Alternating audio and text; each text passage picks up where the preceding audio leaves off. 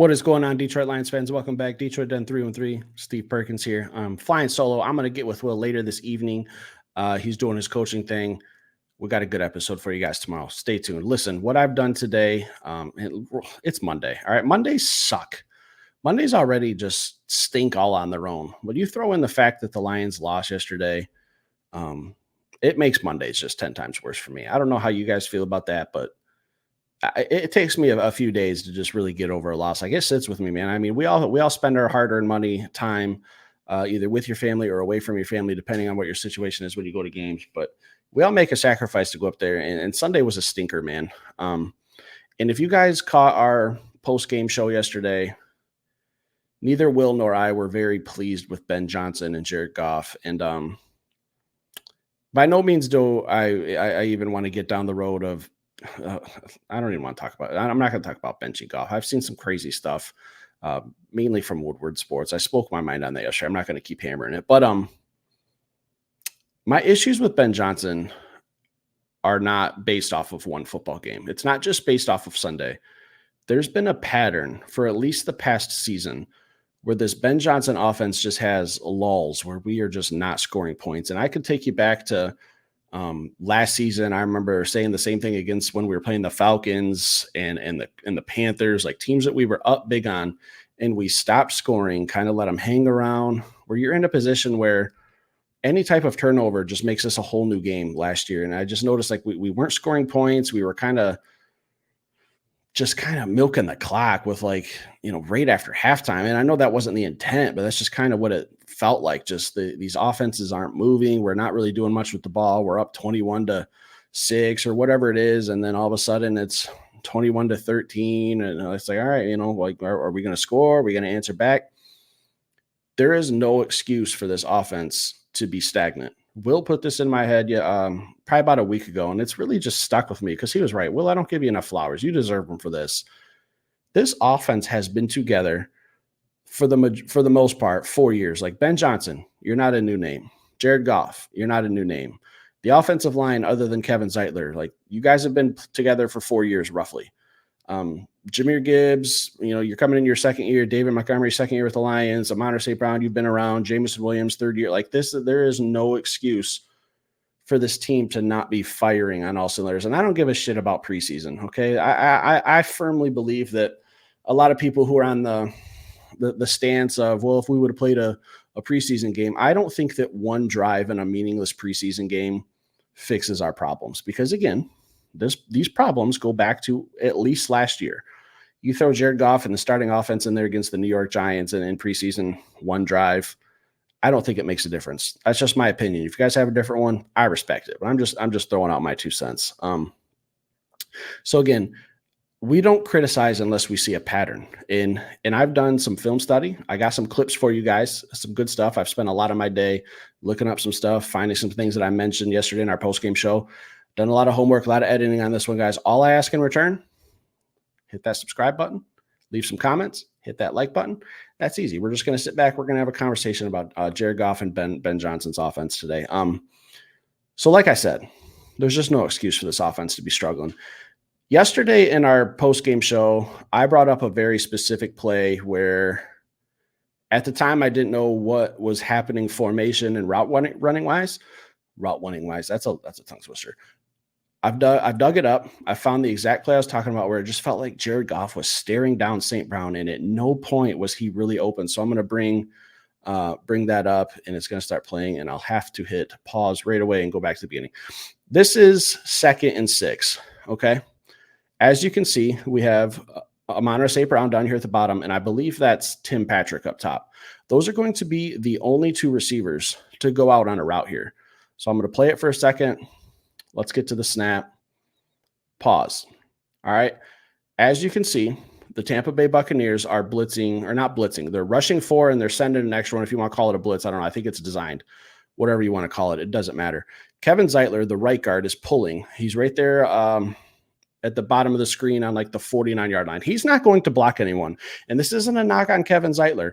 I'm just saying that I don't think we needed to go max protect right here because we're going to pick up this blitzer with one of the running backs, and it's a nice block. So right there, boom, he's going wide. There's Kevin Zeitler the right guard on the left side of the screen now from pulling, not blocking anyone. So as you can see, the Tampa Bay Buccaneers have pushed back 6 defenders to guard 2 players on a key 2nd and 6 with no other wide receivers running a route. Like, this is just bad play calling, and it's bad recognition from Jared Goff. Okay. When he got to the line of scrimmage, he should have noticed the coverage. All right. It's a deep cover 2.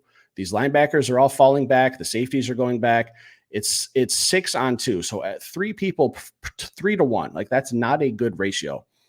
I don't understand how Jared Goff didn't have any type of hot route or audible ready for what he saw, and why we're running a 2-man route concept here with maximum protection against a standard 5-on-5 blitz, where our left guard's not even, or right guard technically, is not even blocking one. So this is Amon-Ra St. Brown down here at the bottom, who Jared Goff, if you can see, if it's not too blurry, he is staring him down so hard. He's not even looking at whoever the top receiver is. I think it's Tim Patrick. It could be JMO, but it's a little fuzzy on my screen. So cut me some slack on the players. All right, I'm going to let this play through. No point is he open. At no point was Amon-Ra St. Brown open, and he threw it 8 yards short. So this is a combination, an absolute combination of Ben Johnson with a terrible play call. Like, it's 2nd and 6. Okay, you call it max protect play. All right, I can cut you a pass for that. Now let's get to Jared Goff. Like I said, he should have recognized, hey, it's cover 2. We're only sending 2 guys on a route. Like, this play is not going to be working. What type of, I would imagine that a player like Jared Goff, who just came off an NFC Championship appearance, has the authority to call some type of audible or some type of hot route to get at least one other player on either a standard route or a delay route. Like, any other type of combination of route would be fine, whether it's a running back. I don't know, guys, but I noticed that play live, and that's the one I was referring to in the post-game show, where Jared Goff threw it to Amon-Ra St. Brown way short, and he was completely covered with a corner and a safety lurking over top. Like, there was nowhere to put that football. There was nowhere. Luckily, it was an incomplete pass, because when you have a 3-on-1, 3 defensive backs against 2 receivers, you're not going to win that. You're just not going to. That play really stuck with me for like the rest of the day, and all last night and all today. And I had to find it, and I had to see exactly what happened. We're running max protect on a 2nd and 6 on a standard cover 2 defense with a blitzing linebacker, where we have 6 guys to block. Like, it just doesn't make sense to me, guys. Okay, I'm going to get to another route here, and this one is, I think this one's just a bad read by Jared, if I'm being honest. Bring it in, got to back it up because it automatically starts playing. All right, I can't remember the down and distance on this play, but again, this is Jared Goff just staring his receivers down. All right, I'm going to let this one play all the way through before we get after it. All right, as you can see, another incomplete pass. Again, can't remember the down, can't remember the distance, but it really just doesn't matter, because I'm going to go back. What I want you guys to watch is Jared Goff is staring down Amon-Ra St. Brown right here in the slot. Jameson Williams is up top. I'm going to let it play again, but what you're going to see is when the ball is snapped, Amon-Ra St. Brown's taken away. Like, he's covered. That's Dean. I can't remember his first name, but he's one of the best corners for Tampa Bay. Hats off to him. Like, that dude's a stud. Like, he plays very good coverage. We've been watching him quite a bit. We've played the Tampa Bay Buccaneers 3 times in the past season, so we're familiar with Dean. Jameson Williams is up top. He's going to be open for a split second. It's not long, okay? But what I want you to pay attention to is Sam Laporta coming across from the bottom of the screen. And let's just see. Let's just let it play out, okay? Right here. There's Sam Laporta at the bottom coming across on the 45-yard line. As you can see, like I said, St. Brown's covered. This is some type of rub route where it just doesn't get the effect that it needs. And it's okay, because if JMO really runs into Dean right there, he's going to get hit with the pass interference. So it really kind of doesn't matter. It's just kind of, is it natural contact or not? And it didn't work out. So right here, Sam Laporta is open. Okay, Dean's running with St. Brown. That other corner is running with Jameson Williams. There is a lot I wish I could put my mouse over it. You guys won't be able to see it, but hopefully you can see Sam Laporta right there on the logo at about the 46-yard line. He's wide open. Jared Goff doesn't even see like an easy, like this could be a touchdown, possibly. If not a touchdown, we're probably at about the 35-yard line, I would guess. So it's just a bad read, a miscommunication. I don't know, guys. I don't know. There's a lot of different things that could be happening in this play. Okay. That was another play that I had an issue with. This offense is frustrating me. Okay. If you can't tell, this offense is very, very frustrating because we don't have any rookies. These are veterans. Our offensive line is all Pro Bowl players. All right. Excuse me. Jared Goff, when you have time in the pocket, you didn't get sacked on Sunday's game. You should be getting through these reads. I don't know if it's uncomfortability. Is it rust? Is it because you didn't play in the preseason? Like, there's so many questions that I have, guys. I wish I had answers for you. This is all speculation. This is what I got. I want you guys to leave comments on so that we can have a discussion. I am an open mind. I'm trying to see, is there something I just don't realize with these bad play calling and these bad reads? Like, I'll give Ben Johnson credit. That was a good play call. Rub routes can work if they're executed properly. Once it wasn't executed properly, Jared Goff has to go to that Sam Laporta underneath route. Has to. That should be an absolute standard. You got to be paying attention to that rub. If it doesn't happen, you got to go down to your next progression, which I believe should have been Sam Laporta. And I don't know the play call or what the read progressions were in the huddle. I don't know. That's answers I can't give you guys. But I've shown you guys the film. I've shown you what I have an issue with. It's play calling, execution, Goff making bad reads. It's out there. It's on film. Like, it's not I'm not a professional at this, but I've tried to show you guys as best as I can. Okay. I'm going to say that I'm going to share this clip or this photo with you guys right here. If it pops up, this is from Nolan Bianchi. I hope I'm saying your name right. No disrespect. You put up the stat today, and man, it just showed me like what I was thinking. Like, Detroit dominated this game.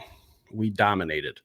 The huge difference was the red zone. Obviously, 1 for 7. Look at that sacks. 5 sacks from Aiden Hutchinson. 3rd down, 7 for 20 versus Tampa Bay's 2 for 10. Yards. You guys know how I feel about yards. Yards don't win you football games. Obviously, points per game wins you football games. It doesn't matter how many yards you put up. What you do in between the 20s doesn't matter. I truly don't give a shit what happens in football games between the 20-yard lines. Once you get into the red zone, either offensively or defensively, that's when it's time to clamp up or execute. We did not execute. We put the clamps on them on defense. Offensively, 1 for 7. Guys, I just feel like this team's kind of lost its identity. A couple years ago, Jamal Williams rushed for over 20 touchdowns. When we get inside the 20, we pound the football. All right, that's what the Detroit Lions need to do. Let's not change who we are. All right, we have David Montgomery. He's an upgrade from Jamal Williams. I said that the day we signed him. A lot of people weren't happy with it. Jamal Williams, fan favorite, great with the crowd, great with the kids, produced at a high level while he was with the Lions. David Montgomery, when we are inside the 10, inside the 5, I need north and south. Pound that football. There was a play, and I couldn't find – this was a whole drive, so I didn't want to dissect the whole drive, but we got the ball inside the 5-yard line on the 3. I think it was our first 3 points where Dan Campbell didn't go for it. If you're telling me I'm on the 3-yard line and I can't get 3 yards with the best offensive line in football behind the best center in football with a running back who's an absolute dog and will take over football games. We saw it the week before with the Rams. I trust David Montgomery to get me 3 yards in 2 plays.